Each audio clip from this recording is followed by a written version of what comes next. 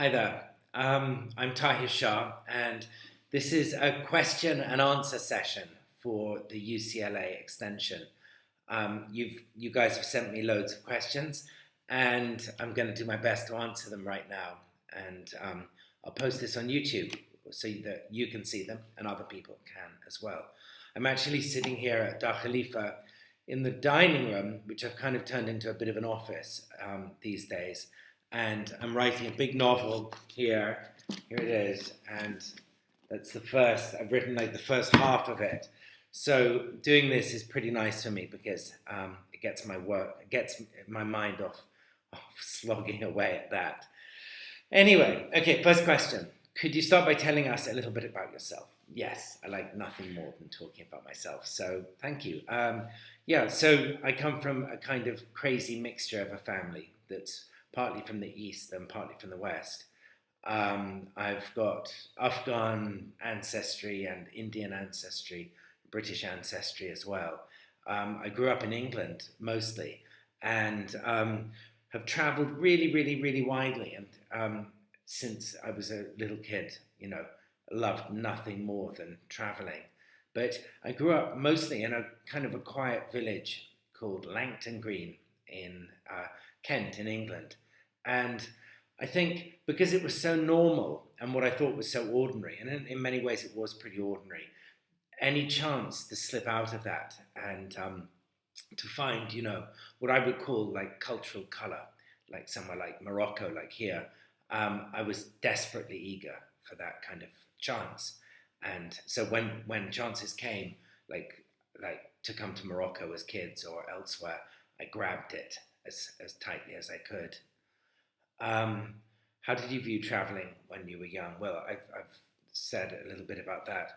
I just thought it was the most exciting, wonderful, magical thing. And I was really, really lucky to, as a little kid, to be brought to Morocco and not only just to turn up for, a week or two, but to traipse all over, zigzag over the country with my family and in our family car with old plastic suitcases on the roof, and we went to I was like 5 years old, and we went to like the medieval city of Fez and the walled city of Fez, which is extraordinary, and to Marrakesh in the desert, and way down in the desert actually to Gulmin and Tantan and all kinds of extraordinary places. And this was such a difference from my childhood home in England, and it really showed me that out there somewhere there was this extraordinary place, the world, and it was ready and waiting for me to explore it.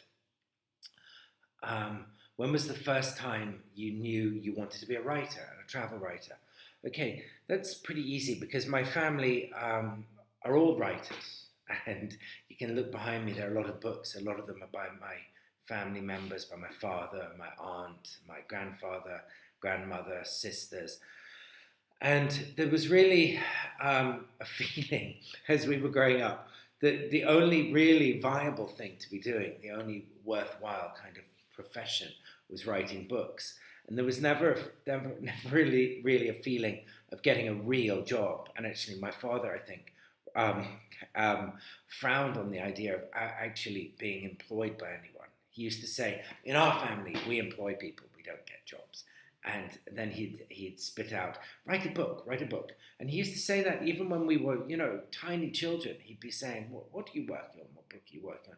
And I'd say, look, Baba, I'm 6 years old. I'm not writing a book yet because I can't read and write. And I was really dyslexic. So I was, I think, really far behind everybody else.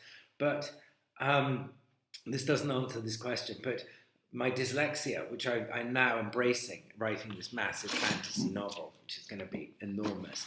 My dyslexia really helps me conjure up imagination, and that's really a useful, fantastic thing for me.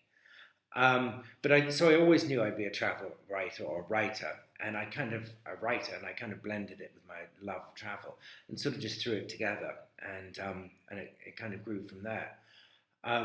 Do you recall the first place you wrote about? Yeah, I think the first thing I ever wrote, and there's a cat fight outside. I can hear two cats clawing at each other for territory. Okay, I don't know if you can hear that.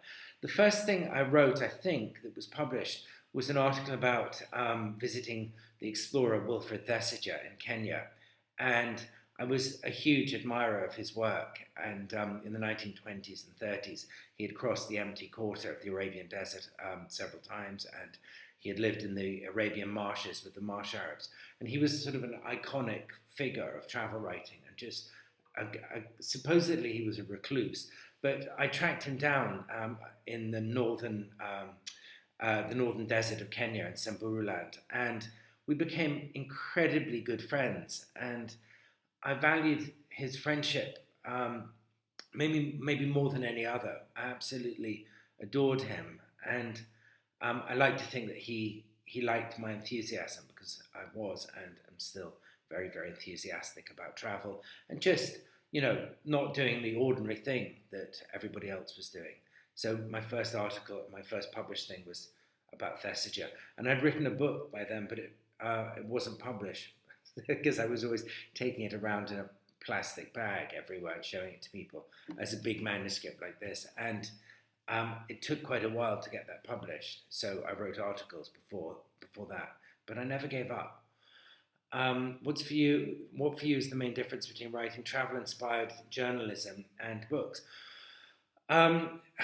Journalism is the best way, without doubt, to learn how to write. And it's just an extraordinary kind of course in itself to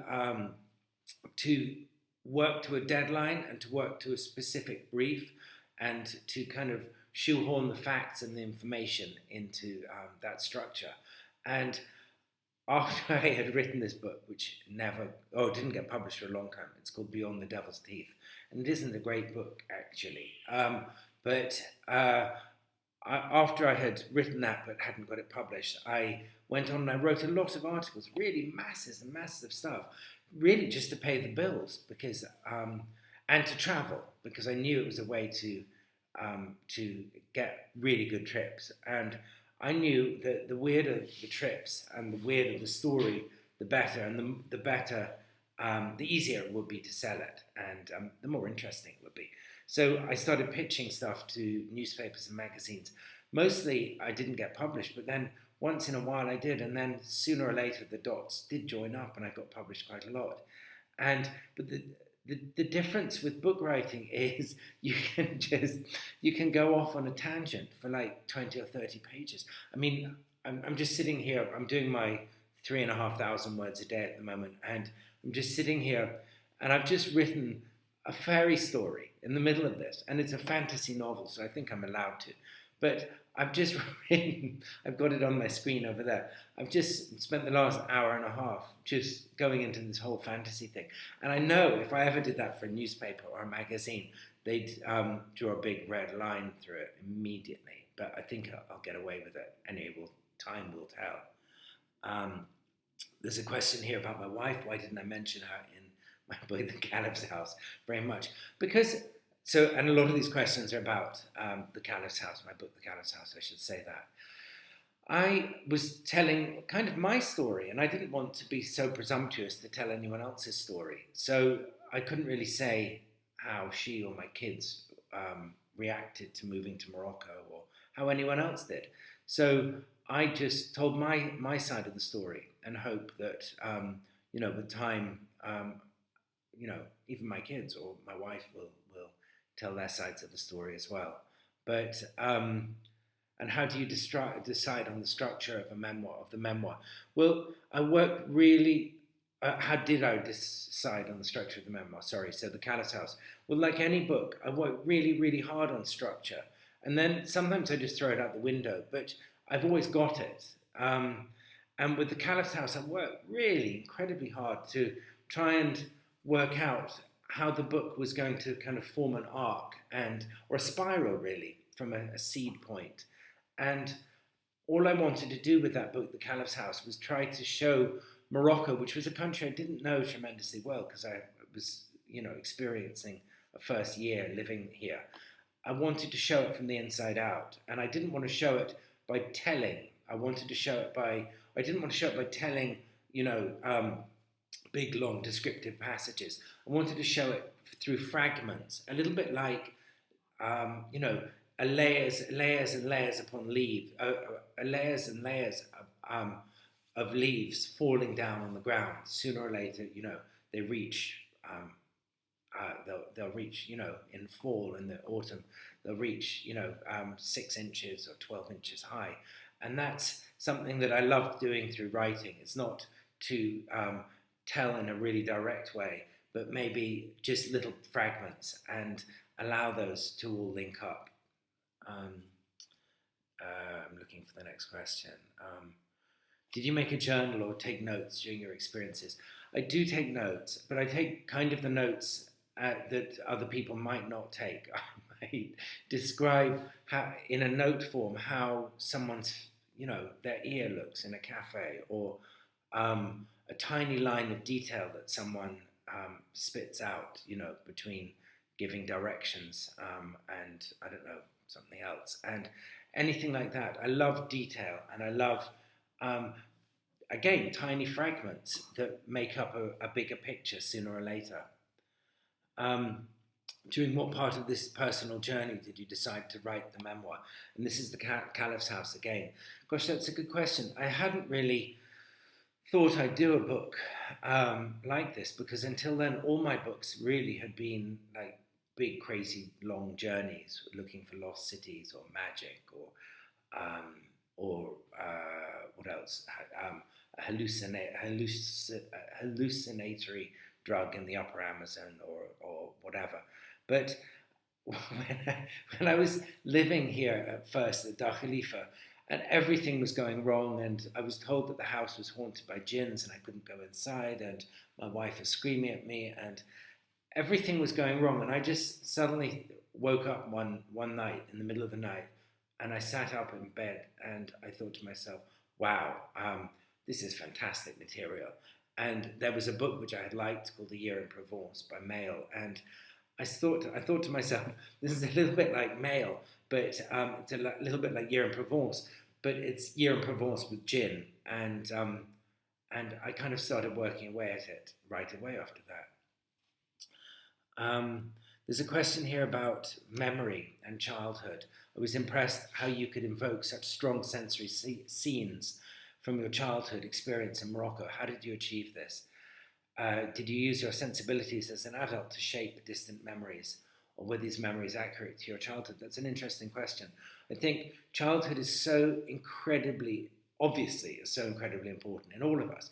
But I think if you're a writer, that it's kind of this mesmerizing secret treasure trove to delve into. And you don't have to, you don't have to write like a child writes. Yes, you must write in a simple form, I think.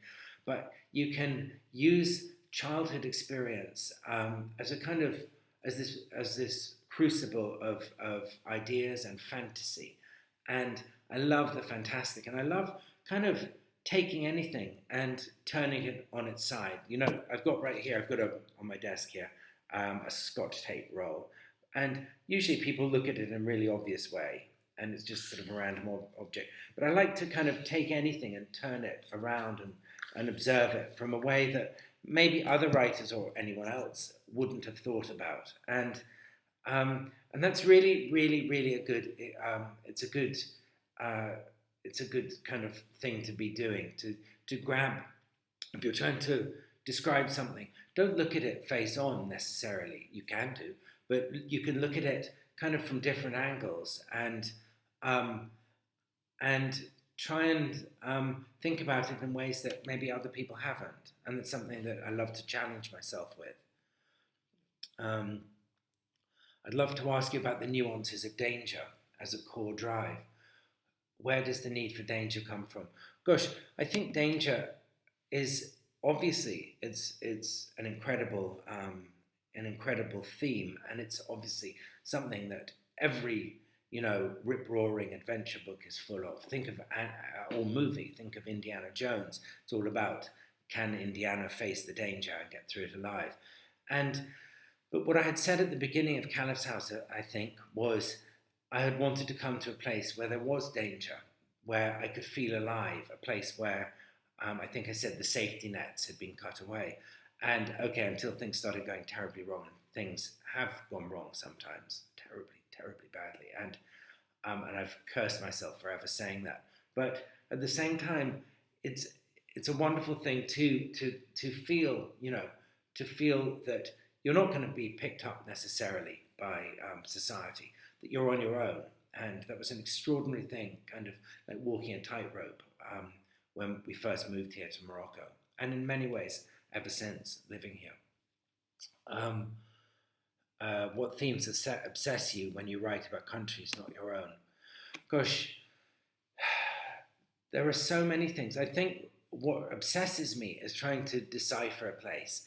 And to decipher a place, I like to look at places from the inside out. I try to work out what's really going on and what nobody else has really considered. So I remember years ago I wrote about Calcutta, which I just love, in India, and I used to sit in cafes for hours and hours and hours and just kind of decipher what was going on. And I remember I used to see a woman every day clutching a baby, an old woman, and she was begging, and I realized that wasn't her baby. It took me a long time to realize, but she was renting the baby from a kind of baby renter, and then she was also renting her patch from these kind of pimps who pimped out the centre of Calcutta.